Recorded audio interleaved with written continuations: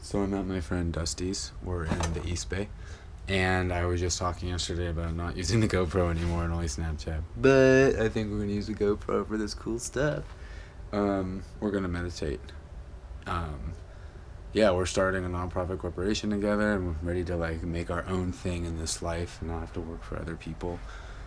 And yeah, a lot of times that it requires bringing your health into your own hands. So we meditate. Most people, we find our routine. No, this one's yours, I think. This hair tie? Yeah. It's not yours.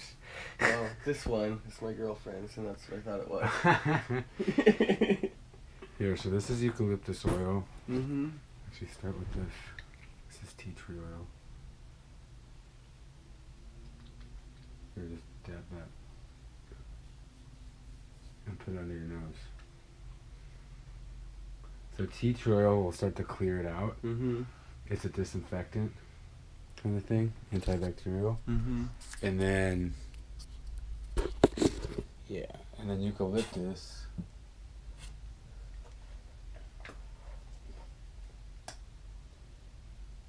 It's just really stimulating. Here, I'll take some too. And also put that in there. To actually put on your face? And then put on your throat too. Mm. Yeah, it's nice, huh? It's strong too. Mm-hmm. You can kind of feel it. So anyway, I just do that after I smoke a lot of spliffs. Mm-hmm. So I do that to start it out. Because I think a big part of, well, for me, a big part of feeling good is being able to breathe. Mm-hmm. And I don't realize that until after I smoke spliffs. Yeah. Because I love smoking spliffs, but I don't realize the next day I'm like, why does everything feel flat? It's because I can't breathe all the way. So that's okay, you can still do that, but every day you got to keep up and make sure you get back to the baseline for your lungs, which is like empty. Mm-hmm. And I think it's super possible. I was reading the bio of America's first yogi. So if we stimulate the neurons, the different smells, I think it's a good start to activate those like muscles or whatever it is. Otherwise, they're just dormant. Yeah. Yeah. Exactly. It creates stagnance. And that's all it is, that you just got to get out the stagnance. And if you kind of create an environment of constant fluidity and movement with your body, including in your lungs, then there's not much to... Yeah. I feel the same way about like, eating pizza or something. You can do it, but as long as you keep moving, it'll come out the next day. It won't be pleasant, but it'll be gone within a day. But then if you keep doing it, eating pizza or drinking beer, it was for me, keep doing it, it starts to get dormant. Some part of your body. Mm-hmm.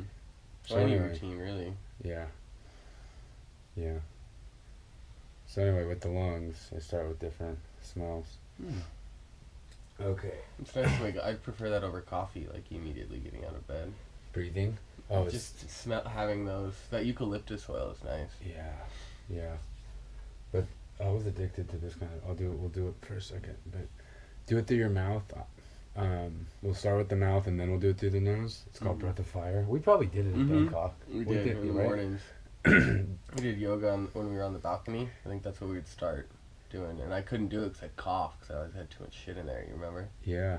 I'm sure Yeah, it's the same I think we now. all did. I'm sure it's no different right now. This right now though, Breath of Fire is normally through the nose. We're gonna do it through the mouth. Okay. Just to start, because it gets you high off oxygen, so you start to feel really good. Uncomfortable but good. So it's just.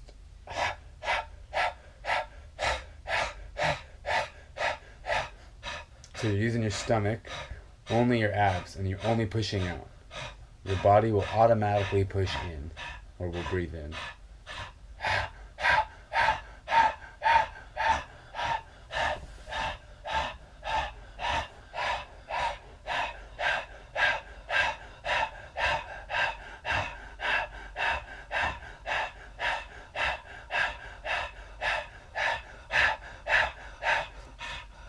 This is how you get into tantric sex.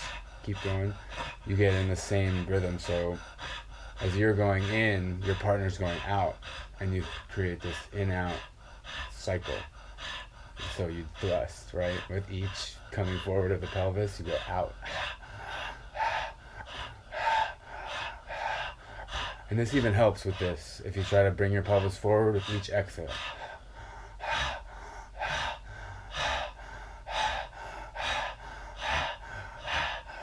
All right, bring it to your nose.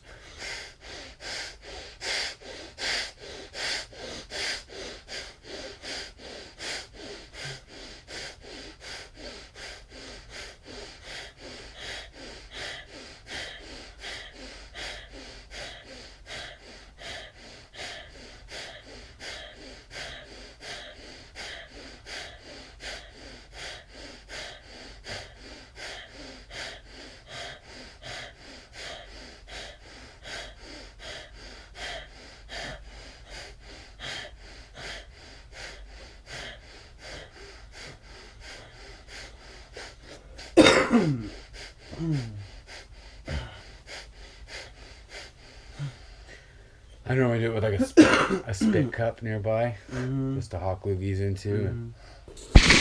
Oh, there you go. You start to feel a head rush too. And you don't feel the head rush until it's coming in. So that's why if you do have like a closed nasal passage, doing it through the mouth helps you. Because essentially that oxygen is movement. Like we were talking about with the breath or with the food. Oxygen, it represents movement. Is what keeps us alive. It's crazy. So you bring that all in and it floods throughout your whole body. They say it alkalizes you because the oxygen molecules alkalize you.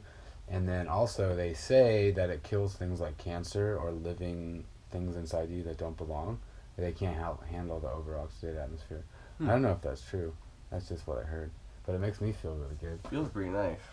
And then the other thing that always makes sense to me is like, okay, if you have a bunch of gunk building up inside you and your body's naturally a warm environment, if you make it hotter, like heat up the temperature by this breathing, because it's getting your blood moving, it's heating you up slowly but surely. The stuff that's like stuck inside you will start to like come off in the gaseous form, right? Because it's a warm environment already. And so when it comes out, your exhales start to get it out. It like detoxifies. So if you kind of subscribe to that idea, then you'll start to feel this catharsis come on. If you do this for 20 minutes, say. If you do that for 20 minutes, which is a good time to do it. Afterwards, you're going to feel like holy shit. And you want to allow it to feel holy shit. You might want to cry. You might want to like hit the floor. You might want to scream. Whatever it is, you got to let this catharsis go through, and you feel really fucking good after. 20 minutes is that shit. You got to build up to that. Yeah, you do. All you got to do is focus. For me, that was I think what, a minute and a half probably. Maybe, yeah. And that was tough for me. But get this, dude. Smoke a joint before, or smoke some weed. You get really high and you get really absorbed into it. And 20 minutes goes by like nothing. That's what they always, the ancient yogis, they call it. I just need to set aside the time to do stuff like that. That's at like 20 minutes. Do it for 10. Yeah. Just wake up and do it, you know? Or Wake up 10 like minutes evening early. time, or is it best for the morning? Or It's does it best matter? for both. Dude, when I was really into this shit, I would do it for 45 minutes morning, afternoon, and night.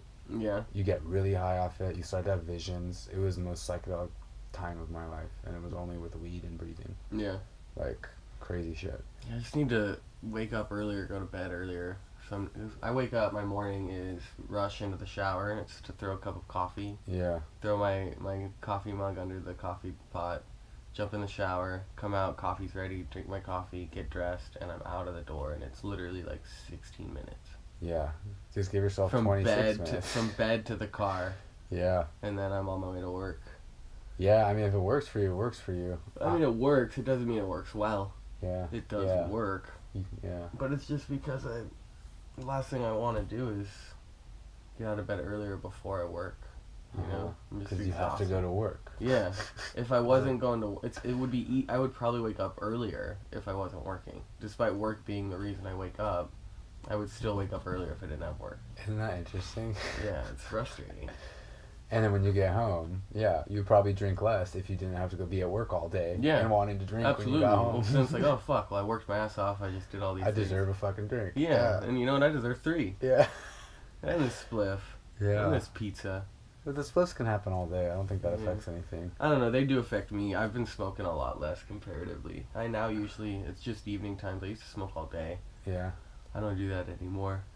I'm starting to get paranoid. If I smoke when I don't drink, I get paranoid sometimes.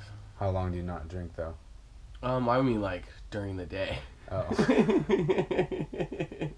I mean, not, like... not for, like, days at a time. No. I mean, like, during the day, because I'm working, so... You know why that is? It's because the weed's putting you in touch with your body. Yeah. And your body is like, I'm in withdrawal mode. What the fuck's my alcohol? Yeah. Even if you go 3 days, it'll be 3 days before weed will make you comfortable. You'll be comfortable smoking. Yeah. For me. That used to be my drug of choice. I always drank a little less and smoked a lot more. And then, now I just drink more and smoke more. There's no balance with anything.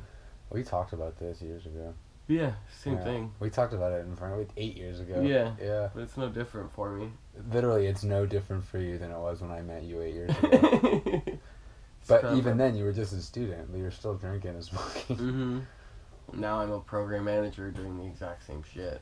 Yeah. If anything, I probably do it more now because it's more stressful. Being a student wasn't very stressful. No. It wasn't like coming home being like, I deserve a beer and like justifying it. It was like, I want a beer. I'm Yeah, let's have some fun. Now it's like you almost have to like justify it because you know it's not good for you. Well, yeah, dude. Let's have a vision brainstorming today. I think that's important. And even if it takes you 6 months to figure it out, let's at least like structure it to figure out the things you want. I need an actual timeline. Yeah, let's do that. I need like short and long term stuff. If we do that, that'll help everything progress anyway. Sure, because I'm just YOLOing it, dude. Yeah. This is why I try to get girls involved. They help me ground and like look at things from a realistic perspective. I'm just like, yeah, let's do it. It's going in the right direction. It's cool. Yeah, no, I'm totally down for that. I do that with my students every class. Yeah. Yesterday I did goal setting, and then tomorrow or Monday's vision boards. Yeah. And I'm up there. I'm just a fraud teaching it. What, you gotta really think about your short-term and long-term goals. And they're like, well, what's yours? Like, get home and smoke a joint. Yeah. Beer. To write my thesis. Oh, what's your timeline? What do you mean? You just asked me that. You don't have one? No. I don't. You know, it's good that you're aware of that, huh? And you can make fun of it. That's what's important. Well, if not, then... That's all it takes, is being aware of it. At that stage, you No, it takes more than that, because I've been aware of it for a long time. Yeah, okay, but first you gotta be aware of it, and then you can decide, alright, I want to do something about this shit. And then eventually it'll happen. I think it's just... you always want to blame the environment, but it's never that. Like, it's always like, oh, I'd be happier if I did this, or I'd be happier if I lived here. But no, you're going to still find something wrong if you're not happy with who you are now. But, like, I'm still waiting to, like, say, oh, it's because of my job, it's because of this. And it's like, no. But the thing is if I have my job, it's not that fun. Like, what can I do when I come home that's at least, like, enjoyable or some sort of outlet? So for me, it would be, like, finding another outlet. Otherwise, I'd just be bored to death. Do you have any creative projects? No. Just basically the thesis and working with the refugee community. Yeah, maybe we need to figure out some creative projects. Because if you, like, my mom's all into creativity, right? And she believes that that's what we're meant to do, is just create in all forms. And so, whatever it may be.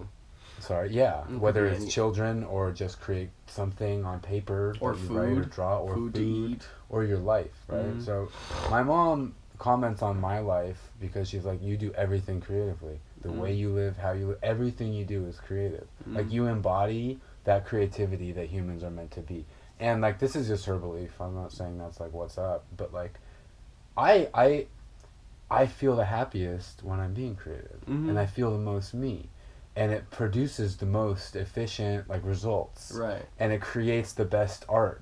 And when I say best, I mean, like, people receive it well.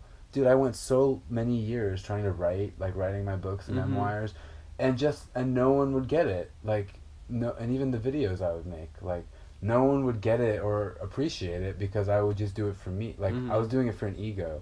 I wasn't doing it just because I needed to do it. I needed to do it, yeah. And so now that I need to do it, like getting high and going on Snapchat in the morning, like, people like it. Or maybe they don't, but they're watching it. Before you were worried more about, like, the result and how it was received as opposed to just what you were creating. And now you're content with whatever you create, and whatever the result is, it doesn't matter. And usually when you have that feeling, that's when it's received better anyways. Exactly. So I think a big part is liberating your life to be able to do that, but there needs to be short-term and long-term goals.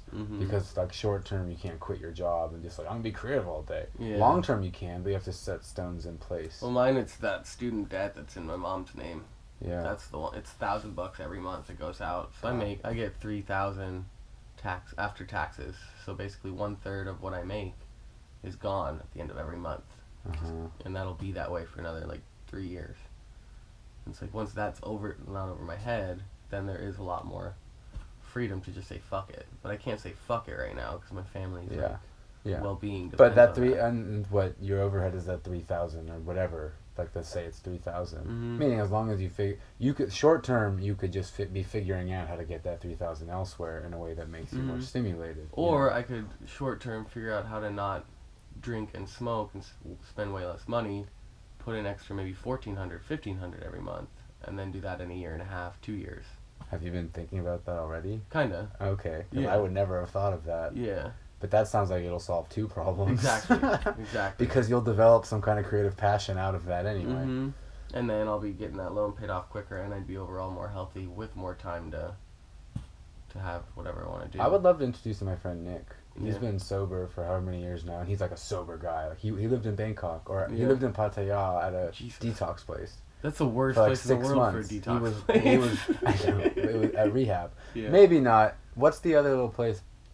Chattapuri or something? Yeah, that's yeah. It's closer to Bangkok. Yeah. Not Pattaya, yeah. Chanthaburi? Chonburi? Chonburi. I think that's where he was. He was Yeah. at a rehab place. Okay. Anyway, he's really into it. Yeah. And he has some cool stuff to say. We've had some conversations and I recorded it. Yeah. But Where does he live? He lives where I live. Uh. But maybe I can connect you guys over the phone or something. I just need something to keep me busy that isn't that isn't alcohol. Just beer.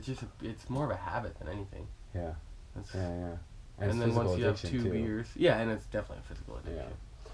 Well, for me, yoga was it, man. I started going to yoga, and even if you forget the money thing, say you spend $15 a day on beer, or 10, Mm-hmm. say you spend 10, spend that on a yoga class. Mm-hmm. Spend it on something that contributes to your livelihood Well, instead of takes away from it. I was going once a week. What I was doing was doing yoga once a week and then running 2 to 3 times a week. And running was very helpful for that. I'm saying go every night after work, go to yoga. Yeah. Instead of drinking. That keeps you busy and then you feel good after anyway. Mm-hmm. But that requires mental discipline to get home and do that. Mm-hmm. Well, it also requires a schedule that's going to allow you to do that, and that's not always the case either. You have a yoga studio right over there. We got a whole bunch. Yeah. But I guess I could pay $15 a class, but instead that's $25 for 3 classes. Yeah, I go to yoga to the people in Berkeley, and that's donation based. I usually put in $5. Sweet. But I mean, yeah, $25 for 3 classes would be perfect. But is that an intro or like all the time? I don't know. I can look. But my point is that dedicate that time and that money. Don't even look at it as a saving money thing, because then you'll be in this scarcity mentality that, no, I can't do yoga, I'm saving the money. Just look at it as one thing. I'm not drinking. Just an investment in myself. And normally what happens with that, when you invest in yourself, Mm-hmm. I like to look at myself as an example. When you invest in your own health, everything else opens up and it's fine. Mm-hmm. Like, you know how I live. I never have money. I don't have money, but I always am in abundance. I have everything I fucking need. You know what I mean? And I don't have to limit myself, right? Now, before, that was with credit card. I lived that way because of, where I'm from. Now, it's more like, it's real. It's real and it's stable, and it's just augmenting slowly but surely. Well, what you've built is credit around, like, people. You have, like, people credit. Around who I am. Yeah, so you can go around and you can have a place to stay anywhere you go. Like, you don't, it's not, it's just Karma. your own credit. Yeah. Built karma. Yeah. Credit karma. Couch surfing karma. Yeah. But yeah, invest in your health, man, and it fucking really pays off. And it's hard to, kind of imagine, I think, before, you're doing it, and in that. Maybe not imagine, the results, because you can never know what's going to come of it. You just know that the transformation is one you want. Mm-hmm. Because, seriously, you sleep better, and you'll find that you're more rested in the morning. You might bet. find that it's easier to get up 10 minutes earlier. Mm-hmm. You know that what I transformation, though, isn't going to be, the thing is it's going to be probably a week of just not sleeping. Of shit. To sleep better. Yeah. Yeah. And that's what I'm just If not you wanting went cold turkey. Yeah. And I think that'd be the only way to really do that for me. Yeah. I don't think I'd be good going. I don't know. But you know what I find, man, is after I do yoga, I don't fucking care to drink. So doing yoga after work, always for me, even in Bangkok, I would try to go to yoga after school, straight from school. I forget what it was called, Rose Yoga or something. And when I did that, I didn't care about grabbing a beer on the way home, right? But if I didn't, I was like, get me home, and where's the... For me, it's just really to be busy late until later, to have something productive and enjoyable. And yoga's good, but I need to find a spot to go work on my thesis after work. Yeah. No, but I'm saying physically, the yoga practice will enliven your mind to where you'll have that energy after. Mm-hmm. So it's if you're off work at 5, go to yoga by 6, be done at yoga at 7:30, you'll feel fresh enough to go work on your thesis for 3 hours, and then by that time it's time to go to bed, and you don't have to think about drinking. Yeah. Don't let yourself go home. Right? Have yoga stuff in the car, have your thesis stuff in the car. That's what I was doing, yeah. Because then once you get comfortable, you're like, alright, I'm going to have a beer. Yeah. Do you want to do the alternate thing real quick, too? Sure. I'm going to jump in the shower. I'm going to shower after you.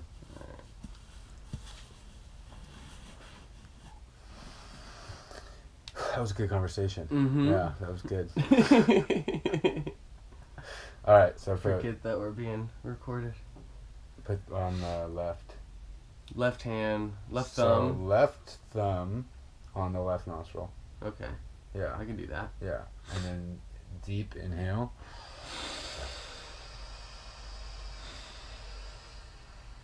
Keep straightening. It'll help you get more in. And then hold it. And then open the thumb side. And then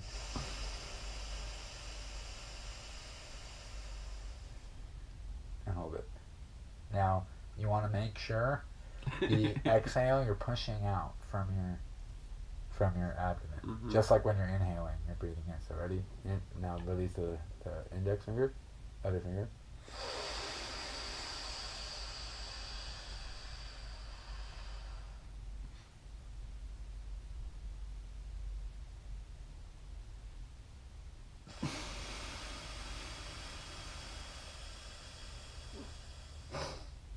Hold your breath.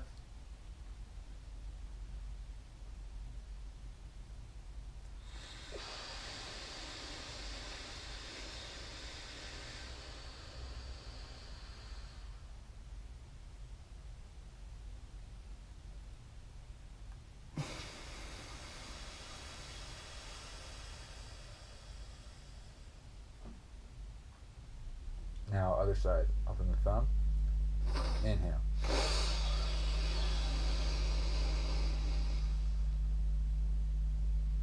And now while you're doing this, imagine that the air from outside is shooting into the opposite hemisphere of the brain.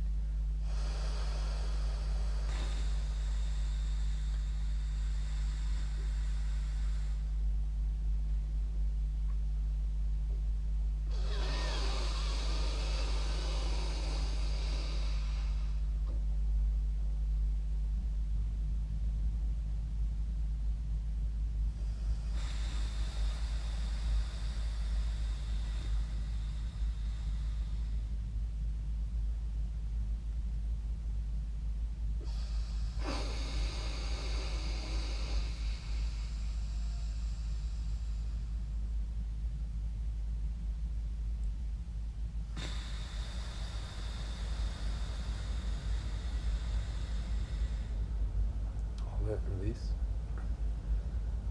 And now inhale through the nose. Hold it. Exhale from the stomach.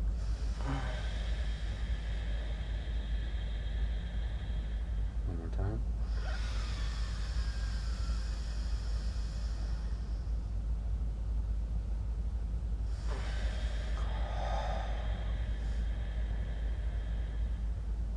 Last time.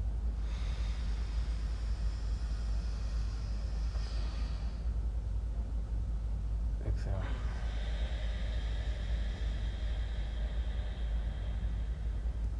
Now hold your breath.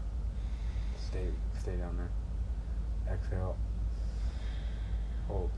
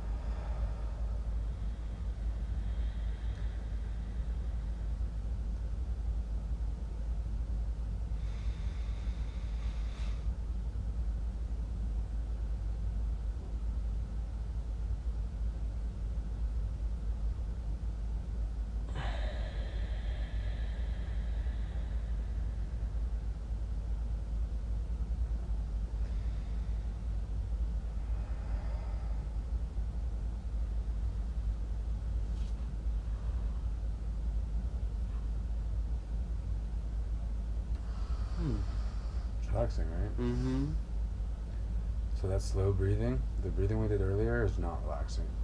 I noticed. So, but it's good. It's good for healing. It's good while you're doing the detox stuff because it pushes breath of fire. Pushes stuff out. But the slow breathing is very relaxing, but it requires concentration and discipline. Just like Breath of Fire requires concentration to do it for 20 minutes. You got to be disciplined. And this is what I teach. I taught the music students in Jamaica. Focus. Before every class, we would meditate. I'd count to 10. In, 1. Out, 1. All the way to 10. And when they couldn't do it, we wouldn't start. In 3 weeks, they got so much better. And like, they all have like drums and stuff. They're making noise. If you guys can't concentrate, how are we going to have a rhythm? You know? And they showed a lot of improvement. But it helps you concentrate. Because concentration, whether you're trying to stop drinking, whether you're trying to be creative, whether you're trying to go towards a goal in life, whether you're trying to just breathe, you have to just concentrate. Micro and macro, you have to just concentrate. Everything is about concentration and just staying focused on your goal. And like, that's hard. Well, if you don't have a goal, it's hard to concentrate on. You can't. Yeah. Like all the like Facebook posts, like just take a risk, you know, be yourself. It's like, no, don't take a risk. Know what your plan is. Like, have an idea of what your vision is, and then okay, maybe take a risk. It was okay. Don't just like, don't be silly. But you have to have a goal. Without a goal, a plan, you got nothing. I'm gonna go shower. Do it, dude. That last one chilled me out. Yeah. I wasn't expecting that. That was nice. What was that, alternate breathing? Dude, you could do that in your office. I can. So in traditional yoga, they say do it to to the right side of your brain to relax. Do it to the left side of your brain to kind of stimulate and wake up. And honestly, until you're really into it, I think any side of the brain is fine. Like, just get the oxygen in. Yeah. But you could do that at work. The order itself isn't necessarily as important. Yeah. We just did 3 of each side, and it took 5 minutes max. It just requires calming down. And sometimes that feels weird, like, oh, someone might see me being relaxed. To me, that's my always main It requires security. calming down and then, like, being disconnected from the digital world, too. Yeah, no one wants to do that. Like, when I'm home, I usually just have some bullshit, probably like CNN politics, which is a waste of time anyways.